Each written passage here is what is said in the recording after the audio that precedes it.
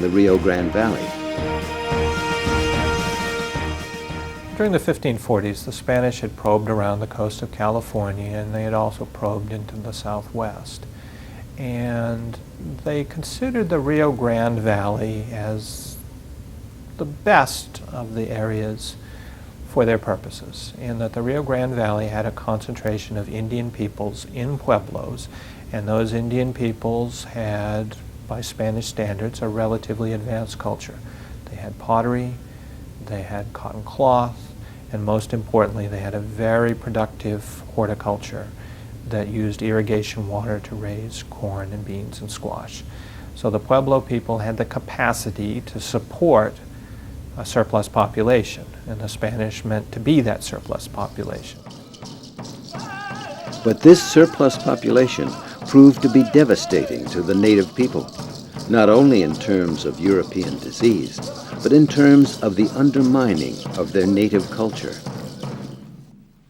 The arrival of the Europeans meant now that the Native Americans had the option of using European material objects, which meant in some ways, as it did in West Africa, the displacement of traditional objects of material culture. That why use a bow and arrow if you can have a musket? Why use a stone axe if you can have one made out of metal? Why use woven baskets and pots and clay pots when you can have metal pots, etc.? And so there is a sort of market revolution, if you like, in terms of the material culture of these indigenous people beginning in the 16th and 17th centuries. The missionaries did not wish to bring hardship to the Indians, but they were willing to do whatever was necessary to convert them to Christianity, including punishing them. Well, yes, because these people are heathens, and they stand, as the Muslims had stood in the case of the Spanish, outside the pale of religious sensibility. And so what you see here, in many ways, is a transference from Europe of many of the cultural and hostilities that had racked Europe since the time of the invasion of the Moors into Spain in the 8th century. The Court of the Holy Inquisition is not only aimed at the eradication of backsliding with the Jews and the Arabs in Spain, but also transported to the New World to police the religious beliefs of people here who have been converted to Christianity. The Indians at first accepted the missionaries into their midst, thinking they possessed magical powers and could put an end to the diseases. But when the diseases continued, the Indians began to think of rebellion.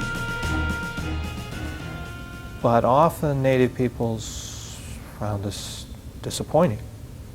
The missionaries weren't able to stop the diseases. Native peoples continued to die even after they'd been baptized. So that some natives would say, it's baptism that's killing us. It's that sprinkling of the water on us that's killing us. And they would make this argument to their people. And they would say, if we're to live, we have to get rid of these missionaries. Other factors, too, contributed to the increasing dissatisfaction of the Indians. The Spanish demands also took away from the Pueblo food that they had previously traded with nomadic Indians, people that we've come to call the Apache, Navajo, and Ute. These nomadic peoples who specialized in hunting and gathering needed to get some corn from the Pueblo. But when the Spanish were taking all of the surplus, the Pueblo had nothing to trade. The nomads regarded this as a betrayal, and so they began to attack the Pueblo. So the Pueblo are suffering on every front. They're suffering from drought, they're suffering from disease, they're suffering from raids by the nomads.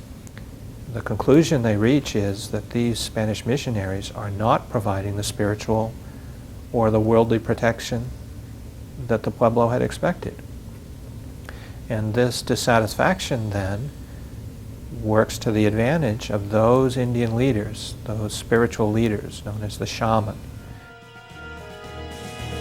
One leading shaman was a man named Pope. He brought the Pueblo people together against the Spanish colonists and led the revolt of 1680, which drove the Spanish out. He was arrested and charged with sorcery and brutally whipped and nearly executed. But the Spanish ended up releasing him because the other Pueblo put such pressure on them not to execute Pope and the other shaman. But a few years later, in 1680, Pope managed to unite most of the Pueblo people in a revolt meant to totally destroy the Spanish occupation of New Mexico and to kick them out. And they killed dozens of Spaniards in this uprising, and the Spanish survivors were forced to flee from Santa Fe and their other settlements and head south to El Paso, where they found refuge. About 10 years later, in 1691, Diego de Vargas, a resourceful Spanish nobleman, led the Spanish colonists back to Santa Fe and reclaimed the city. From then on, an uneasy peace existed between the Spaniards and the Pueblo Indians.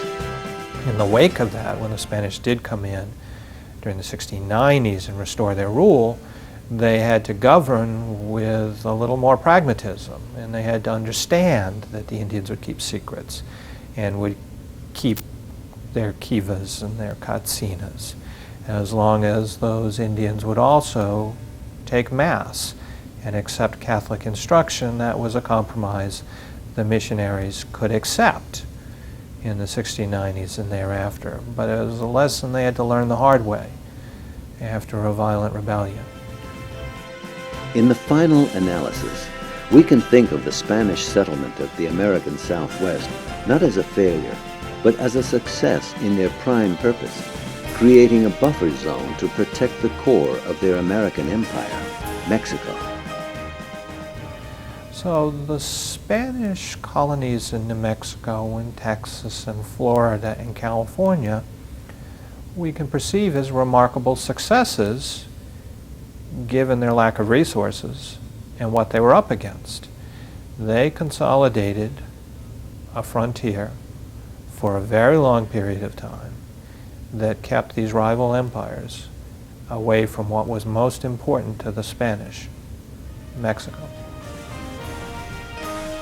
From the late 18th century forward, areas under Spanish control began to decrease as a result of pressure from the new United States that had begun to explore, colonize, and expand west beyond the Appalachian Mountains.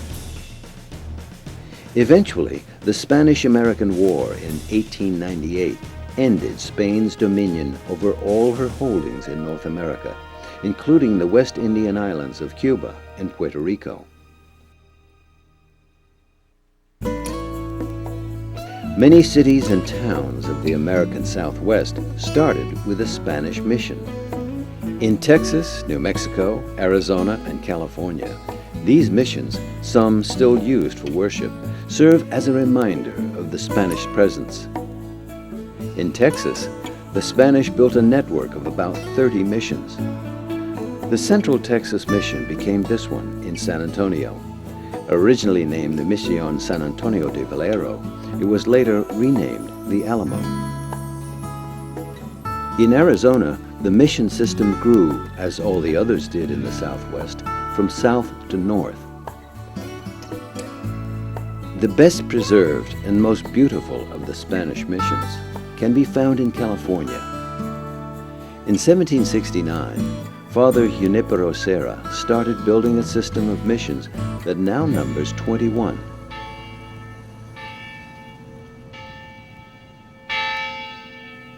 Spanish roots in the American West can also be seen in names of states, regions, and rivers. Montana, the land of the mountains. Nevada, the snowy region. Colorado, the richly colored river. Many words common to the American West are Spanish in origin. Buckaroo, a slang expression for cowboy, comes from the word vaquero.